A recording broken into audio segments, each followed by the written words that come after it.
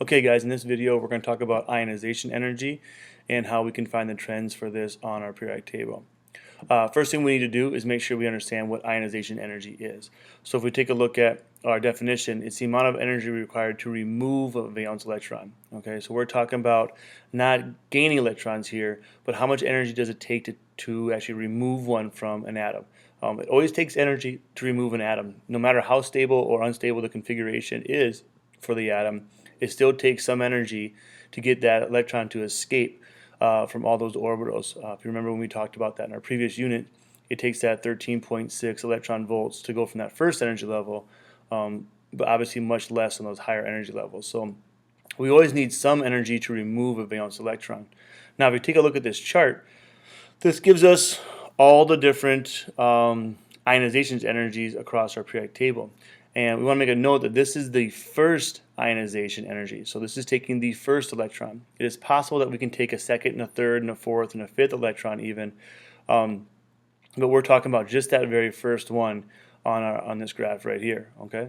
So if you take a look, we hopefully notice right away that helium, neon, argon, krypton, xenon, radon, they come to these massive spikes at the top. So we see that our noble gases takes a lot of energy to remove an electron from them, which would be probably something you would agree with or make sense to you, because noble gases have full energy levels. They have a stable configuration, and they're also very small atoms in terms of comparing them with the rest of the groups.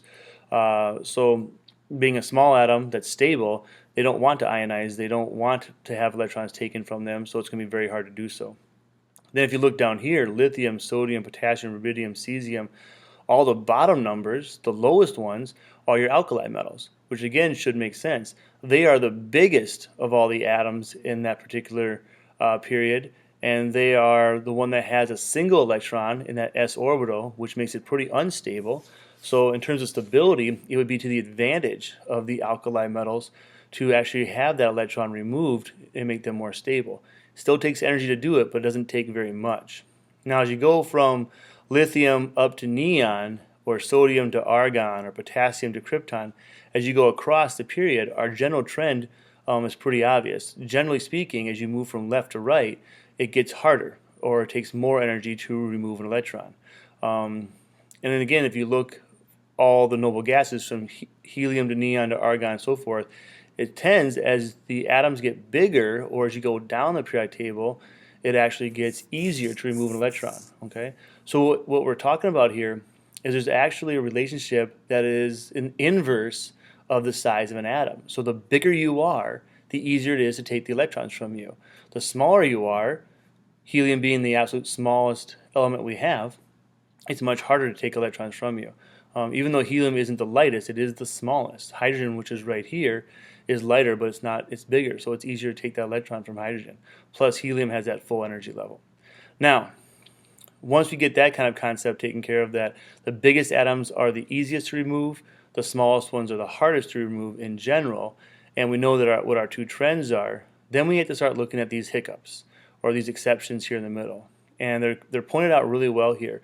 We see kind of a spike up, and then we see a drop to aluminum. And we see a spike at zinc and a drop to gallium, a spike at cadmium and a drop to indium, a major spike at mercury and then a drop to thallium.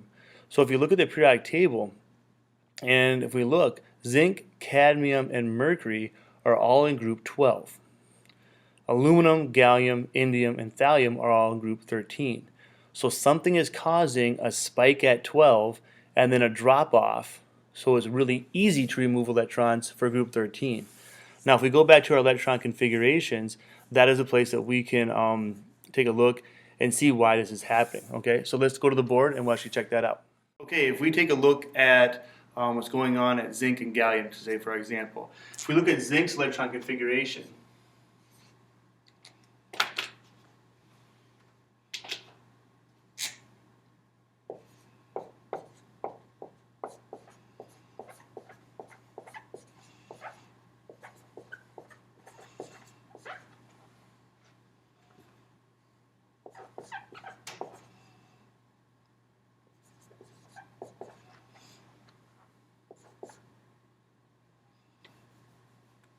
okay, so here's zinc. 1s2, 2s2, 2p6, 3s2, 3p6, 4s2, 3d10. Okay? And then if we take a look at gallium,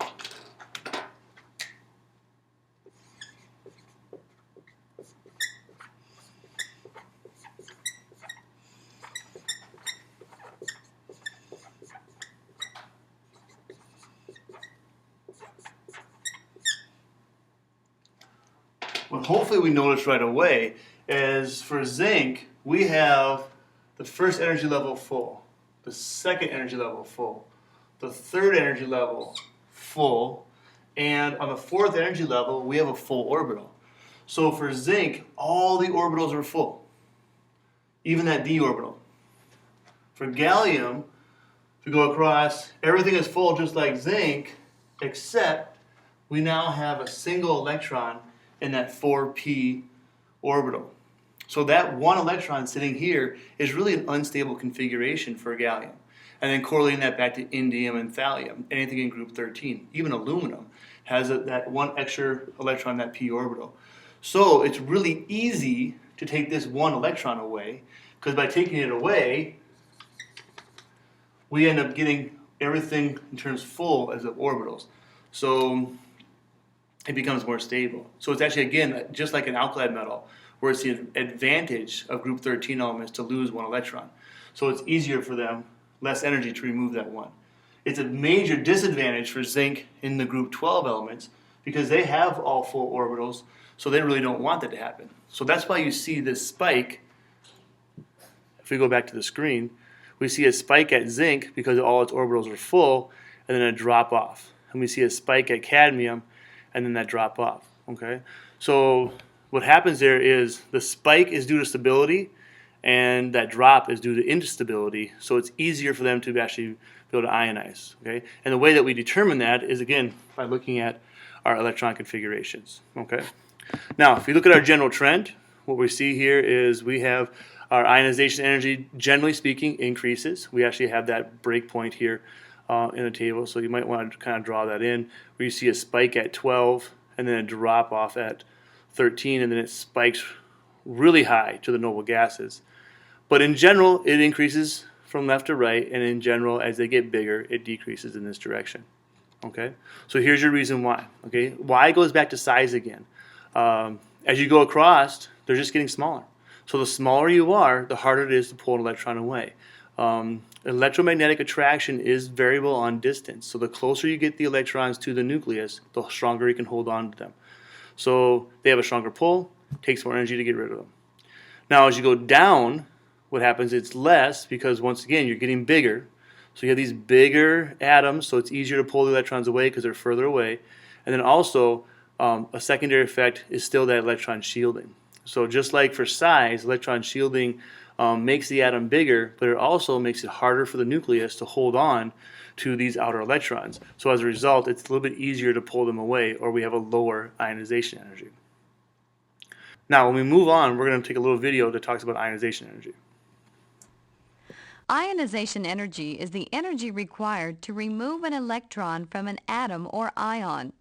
It measures how strongly an atom holds its electrons. The first ionization energy, I1, is the energy required to remove an electron from a neutral atom. Considerably more energy is required to remove a second electron from the positive ion. This energy is called the second ionization energy, I2. As each electron is removed by ionization, the remaining electrons experience less electron-electron repulsion and a greater effective nuclear charge.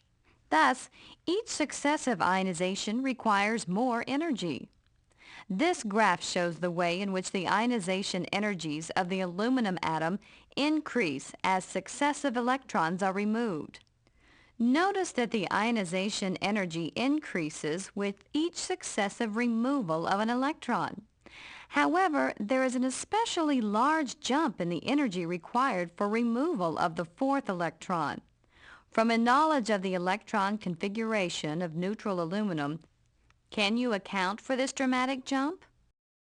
Okay, so if we take a look at aluminum, every time you take more electrons away, we end up having more and more energy needed to make that happen. So it takes this much electron energy to take away one, takes that much to take to second, that much to take the third, but the fourth we see a massive jump. Okay. Now again, if you look at the periodic table, we notice that aluminum is in group 13. So if you count over, that means aluminum has 3 valence electrons, or 3 electrons in its outer energy level. So it should be pretty easy to take away those 3 valence ones. However, to dip into the next energy level, to take that fourth one away, will be kind of a struggle. We actually can see that if we go to the board again. So if we take a look at aluminum, aluminum's electron configuration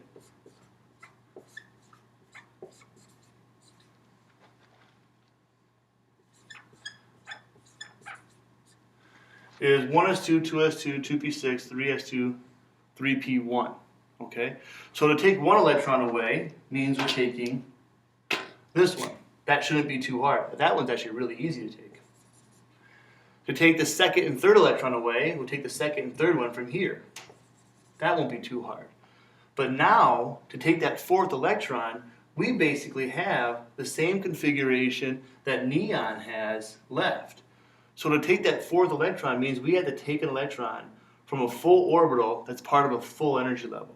So this is already stable. We've already taken 3 away, so aluminum has gotten much smaller. It's a much smaller atom now. So you're just not going to be able to do it. It's just going to take a ton of energy to pull an electron out of a stable configuration. Okay? So what we usually say is, if you know how many valence electrons are in an atom, that's how many you could take away before you get that major jump. Okay? So for example, in group 1, you have 1 valence electron. Group 2, you have 2. 3 through 12 is kind of a variable thing we don't really talk about. Group 13, there's 3. Group 14, there's 4. Group 15, there's 5. Group 16, there's 6, and so forth. So if you're in group 2, it's okay to take 2 electrons away, but taking the third one would be really hard. If you're in group 6, even though it's not common, you might be able to take up to 6 electrons away, but it'll be nearly impossible to pull that 7th one away. Okay? So that's how we take a look at this. Now, here's a table for you guys to look at, and we won't spend much time on it, but if you look closely, you see for the top, going across the top here, these are ionization energies. So here's the first, second, third, fourth, fifth, sixth, and seventh. And here's all the period 3 elements. So the first ionization is really easy for sodium. Kind of hard for magnesium because it has a full s orbital, but it's even easier for aluminum because it has that 1 electron in its p orbital. Now if you jump over to the second ionization, sodium spikes. So we go from 400 or about 500 to thousands, where magnesium, while it's more, isn't a major jump. Even aluminum isn't a major jump. Even going down to argon, which is a noble gas, it doesn't even have that big of a jump in terms of how hard it is to pull that second electron away. Sodium has a major spike because it only wants to remove 1. It doesn't want to have the second or third one taken away. If you look at magnesium, its spike happens in the third ionization. Aluminum happens at the fourth, and so forth. And if we actually highlight that, we can see that a group 1 element wants 1 ionization. A group 2 element wants 2. A group 3 wants 3. A group 4 wants 4. But to get the 5th would be hard. A group 5, or 15, sorry, should be able to do up to 5, and so forth. So you see these big jumps at the point where they are losing that noble gas configuration or that stable configuration. Another way to look at it is this chart right here. So if we take a look, again, on the first ionization, notice how these are all smaller than the rest. And we see that sodium, which is in blue here, is the easiest. We say aluminum is the second easiest, where magnesium is a little bit harder. But for the most part, they're all pretty low. You jump to the second ionization, and now you see that spike again for sodium. You jump to the third ionization, sodium has already made its spike, so it doesn't have a huge jump again, but now you see magnesium spike. Again, at the fourth ionization, magnesium goes up, so does sodium, but aluminum is where it really spikes here. And then at the fifth one, we see silicon spiking, and if you notice for phosphorus, it has yet to spike because we haven't got to the point where it's stable. So at the sixth one for phosphorus, that's where we would see that major spike because it has 5 valence electrons in it. Okay? So keeping that in mind, let's look at oxygen.